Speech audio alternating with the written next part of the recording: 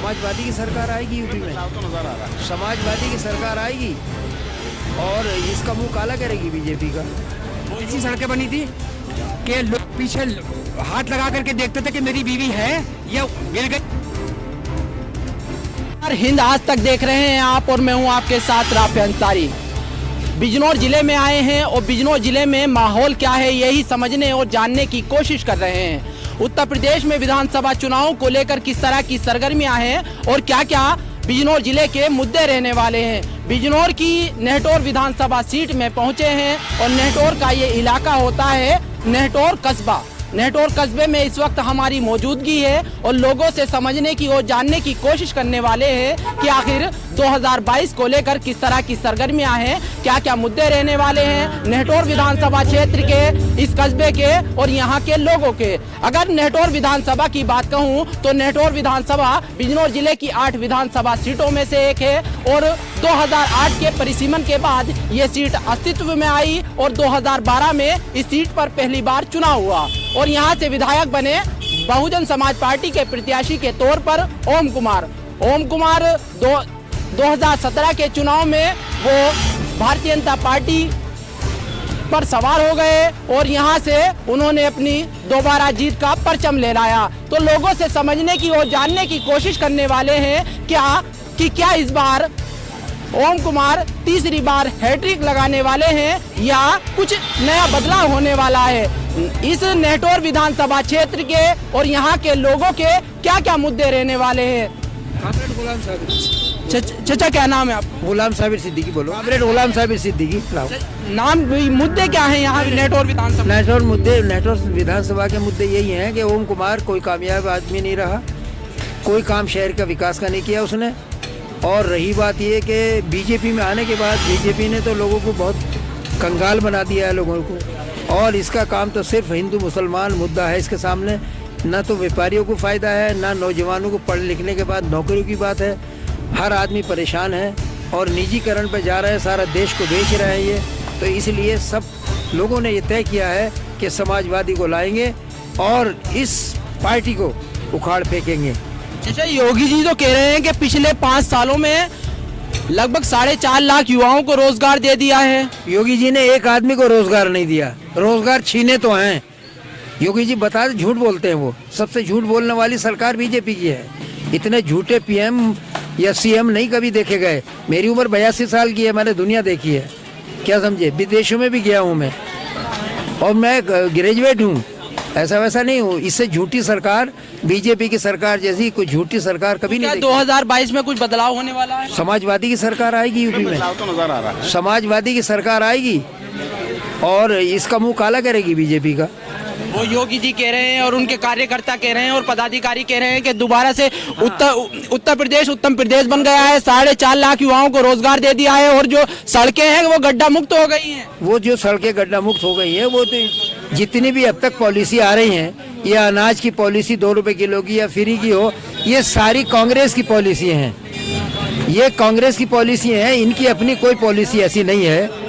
ये सब लोग जो है दिखावा कर रहे हैं और इनका काम सिर्फ ये है कि मुसलमानों को बुरा कहें, मुसलमानों को क्रेश करें, कहीं मदरसों को, कहीं मस्जिदों को। इसके अलावा इनके पास कोई पॉलिसी नहीं है, कोई उद्योग नहीं। हमारे देश की फन्नी सलाहियतें, हथकरघा है, बड़ी बड़ी शानदार हमारे बुनकर लोग हैं जो दुनिया भर में चर्चित, हमारे देश की छपाई है, उस सब को भूले पड़े हैं ये। अगर बात कहूँ मैं नेहटौर कस्बे की, तो एक ऐतिहासिक कस्बा है, ऐतिहासिक कस्बा है। बीते 5 सालों में कितनी तरक्की यहाँ पर हुई है और क्या उम्मीद करते हैं? ये औद्योगिक नगर है शहर, जहाँ नेहटौर में आप पड़े हैं। जिले में सबसे ज्यादा फॉरेन एक्सचेंज नेहटौर में आता था।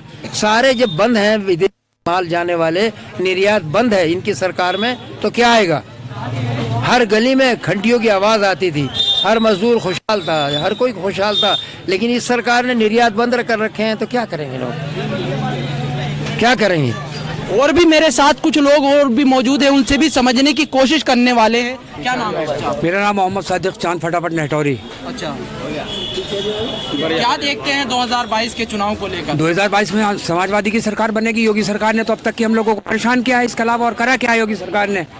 योगी सरकार का भी बयान आया था कि अब जो है तो लोग बाग इस तरह से चल रहे हैं कि पिछली जो सरकारें थी उसके अंदर ऐसी सड़कें बनी थी कि लोग पीछे हाथ लगा करके देखते थे कि मेरी बीवी है या गिर गई। लेकिन आज ऐसी सड़कें भी हैं कि एक अगर सरकारी बस चल रही है तो पीछे पीछे एक मोटरसाइकिल वाला चलता है उसके पुर्जे चुगने के लिए। इतने झटके हैं सड़कों के अंदर। योगी जी तो कह रहे हैं कि सड़कें गड्ढा मुक्त हो गई हैं। सड़कें गड्ढा मुक्त नहीं होगी। आज भी आप देखिए, आज भी मतलब योगी जी का जो बयान आया था अभी, उन्होंने कहा था कि लोग पहले जो अभी गडकरी जी साहब आए थे यहाँ पे, उन्होंने कहा था कि पिछली सरकारों में इस तरह की सड़कें बनी हुई थी कि लोग बाग पीछे हाथ लगा के देते थे मोटरसाइकिल पे कि मेरी बीवी है या गिर गई। लेकिन आज जो है ना, सरकारी बसें जब चलती है तो पीछे से एक मोटरसाइकिल वाला चलता है कि जो उसके पुर्जे गिर गए हो बस के वो हमले करके चले। तो किस तरह से देखते हैं कौन सी सरकार आने वाली है? समाजवादी की आएगी यहाँ पे। परिवर्तन हो रहा है। 2017 में तो आप चुनाव लड़े, आपकी पार्टी चुनाव लड़ी, लेकिन नहीं आई सरकार। तो वो एक लहर थी, लहर में सब लोग रौ में बह गए। लेकिन आज जिन लोगों ने बीजेपी को वोट दिया था सभी लोग उससे आजिज हैं। 2012 से 2017 तक आपकी सरकार रही, आपने में आपको नकार दिया जनता। सरकार बदलने का रिवाज चला आ रहा है बहुत दिनों से। जहाँ भी देखे आप ये सरकार बदलने का रिवाज चला आता है। लोग कितना भी अच्छा कर ले लेकिन सरकार को बदलते हैं। आज योगी जी ने अगर कुछ अच्छा भी करा है तो लोग उनसे बदजन है। क्या देखते हैं भाई, आने वाला समय तो समाजवादी पार्टी का है, चारों तरफ एक लहर है। आप तो मीडिया के लोग हैं, आप तो देख रहे हैं किस तरीके से कहीं पे भी रैलियां हो रही हैं। अखिलेश को कितना बड़ा समर्थन दिख रहा है। पिछले 20 सालों से तो लगभग हम देख रहे हैं अपने होश में, इतना बड़ा जन सैलाब कभी नहीं देखा गया। और आने वाला समय डेफिनेटली समाजवादी पार्टी का है और एक्सपेक्टेड यही है कि पूर्ण बहुमत से सरकार बनेगी। ये हालात है क्योंकि लोग बदजन है इस सरकार से। यहाँ रोजगार खत्म हुआ है, प्राइवेटाइजेशन हो रहा है, बैंकों का निजीकरण हो रहा है। अभी किसान 1 साल से ज्यादा सड़कों पे था तो उसके भी मसले रहे। अब किसान को 1 साल के बाद उन्होंने जो है लॉलीपॉप दिया कि भाई हम ऐसे कर लेंगे। वो पैसे उन्होंने तो किसान आंदोलन चला 1 साल तक चला, लेकिन सरकार ने मांगे मान ली, किसान अपने घर वापस हो गए। तो असर नहीं, असर नहीं है। इनफैक्ट ये प्री प्लान्ड है। ये सब चुनावी प्रोपेगेंडा है क्योंकि किसान को आकर्षित करने वाली बात है। अगर सरकार उनको समझाना ही चाह रही थी तो उसको समझाने में 13 महीने क्यों लग गए? आप ये बताइए। अगर उनकी बातें मांगनी, वो ये कह रहे हैं कि हमने जो है प्रायश्चित किया है और हम जो है इनको समझा रहे हैं कि समझ जाए, लेकिन कुछ लोग नहीं समझ रहे। तो वो कुछ लोग कौन थे?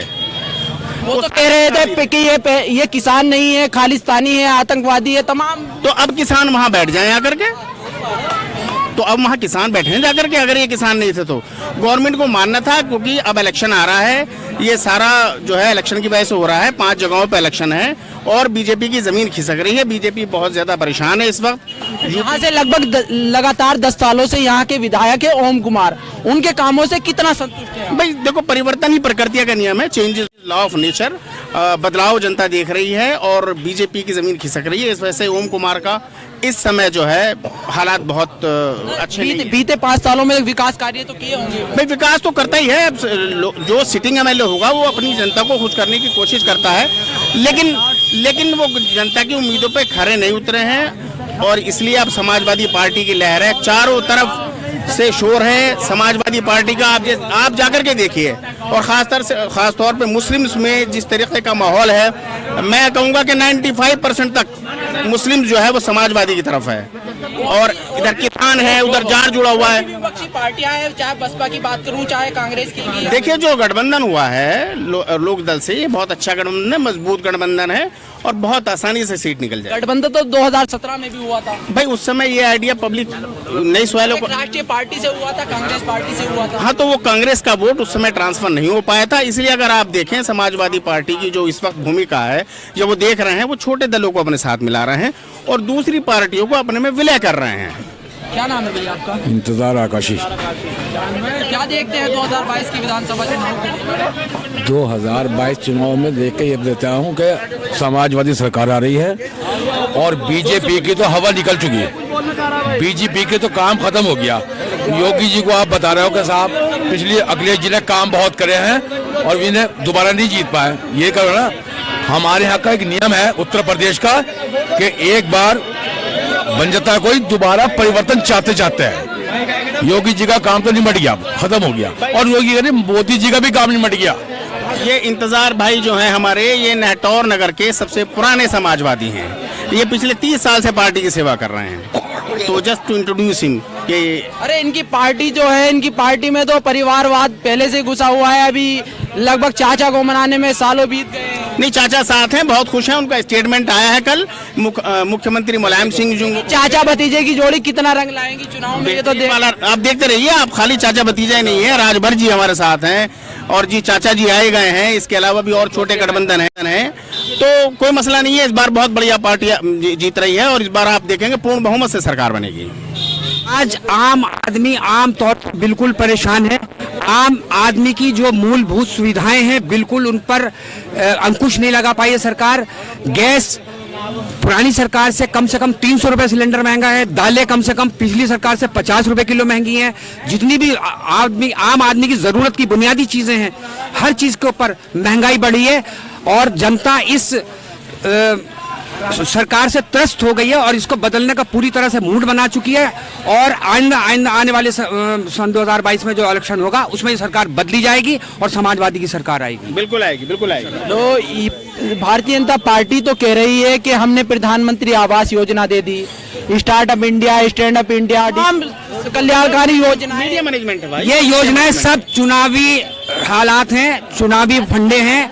लोगों को खुश करने के लिए एंड टाइम पे करा गया। किसानों का आंदोलन इन्होंने खत्म करा, किसानों को खुश करने के लिए करा। चुनावी राशन बांटा जा रहा है, उसके ऊपर मोदी जी की और योगी जी की फोटो लगी हुई है। और अगर गरीबों को राशन मिल रहा है फिर तो दिक्कत क्या है? हमें किसी तरह की कोई दिक्कत नहीं है, लेकिन इसमें चुनावी फंडा किस बात की जरूरत? कोई जरूरत नहीं चुनावी फंडे की। आम आदमी की तरह से बांटिए आप इसके अंदर, लेकिन इसमें फोटो छपवाने की क्या जरूरत है? क्या आपने मतलब योगी के और मोदी के उसमें फोटो छपवा रखे हैं? ये जो किसान आंदोलन हुआ, ये चुनाव से ठीक पहले खत्म करा इन्होंने। ये राशन जो बांटा जा रहा है, ये चुनाव से ठीक पहले किया जा रहा है। तो ये सब चुनावी फंडे हैं। विकास की बात, ये हर सरकार विकास करती है, कोई कम करती है, कोई ज्यादा।